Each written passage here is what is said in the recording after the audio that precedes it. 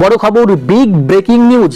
বিধানসভায় আমিও খুন হয়ে যেতে পারি, বড় আশঙ্কা প্রকাশ করলেন শুভেন্দু অধিকারী। তিনি কি কারণে এই কথা বললেন, বিস্তারিত তথ্য জানতে হলে অবশ্যই ভিডিওটা শেষ পর্যন্ত দেখবেন। চ্যানেলে নতুন থাকলে অবশ্যই সাবস্ক্রাইব করে অল নোটিফিকেশন অন করে রাখবেন। লাইক বাটনে ক্লিক করে একটি লাইক করে দিবেন।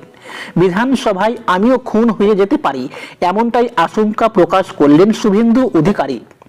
আমার অন্যান্য বিজেপি বিধায়করাও সুরক্ষিত নন, মহিলা বিধায়করাও নিরাপত্তাহীনতায় ভুগছেন বলেও মন্তব্য করেন শুভেন্দু। ঘটনার সূত্রপাত বৃহস্পতিবার বিকেল। বিজেপি বিধায়ক অগ্নিমিত্রা পাল শুভেন্দু অধিকারীকে নালিশ করেন যে মুখ্যমন্ত্রী বিধানসভায় রয়েছেন, তাই তার গাড়িকে ব্যারিকেড দিয়ে আটকে দেওয়া হয়েছে পুলিশের তরফে। নালিশ পাওয়া মাত্রই অগ্নিমিত্রা ও অন্যান্য বিজেপি বিধায়কদের নিয়ে কর্তব্যরত পুলিশ আধিকারিকদের উদ্দেশ্যে কার্যত তেড়ে যান শুভেন্দু অধিকারী। কোন পুলিশ অফিসার অগ্নিমিত্রা পালের গাড়ি আটকে রেখেছিলেন, এই প্রশ্ন তুলে এক প্রকার ধমকের সুরে আগামী দিন যাতে এই ধরনের পরিস্থিতি তৈরি না হয় সেই ব্যাপারে কর্তব্যরত পুলিশ আধিকারিকদের সতর্ক করেন শুভেন্দু অধিকারী।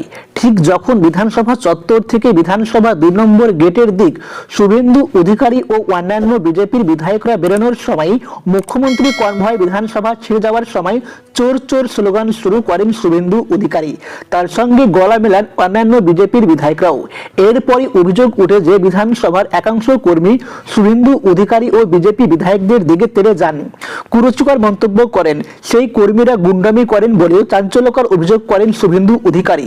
বিধানসভার যে সমস্ত কর্মীরা তাকে এবং বিজেপি বিধায়কদের উদ্দেশ্যে যেভাবে আচরণ করেন তাতে নিরাপত্তা নিয়ে প্রশ্ন তোলেন শুভেন্দু অধিকারী। শুক্রবার দুপুরে বিধানসভায় নিজের ঘরে বসে ফেসবুক লাইভের মাধ্যমে কারা কারা ঘটনার সঙ্গে যুক্ত ছিলেন সেই সমস্ত কর্মীদের ছবি, পরিচয় ও ভিডিও ফুটেজ সামনে এনে বিস্ফোরক অভিযোগ করেন শুভেন্দু। বলেন, অধিকাংশ বিধানসভার কর্মীরাই তৃণমূলের ক্যাডার, তাদেরকে দিয়ে পরিকল্পনা করে এই ঘটনা ঘটানো হয়। শুভেন্দু অধিকারী আরো অভিযোগ, নিরাপত্তা রক্ষীদের নামে স্পিকারের এলাকার ওই তৃণমূল ক্যাডাররাই বিজেপির উপর আক্রমণ করেছেন। এর আগেও বিধানসভায় তাদের বিধায়করা আক্রান্ত হয়েছেন বলে দাবি করেন শুভেন্দু। এই মর্মে শুভেন্দু অধিকারীর নেতৃত্বে বিজেপি বিধায়করা শুক্রবার স্লোগান দিতে দিতে বিধানসভার সচিবের কাছে গিয়েও প্রয়োজনীয় নথি সহ অভিযোগ দায়ের করেন। বিধানসভায় যদি আগামী দিনে বিজেপির কোনো বিধায়ক আক্রান্ত বা কোনো মহিলা বিধায়কদের শ্লীলতাহানি হয় তাহলে তার দায় সম্পূর্ণভাবে থাকবে সচিবের বলেও কার্যত হুঁশিয়ারি সুরে স্পষ্ট করেন শুভেন্দু অধিকারী।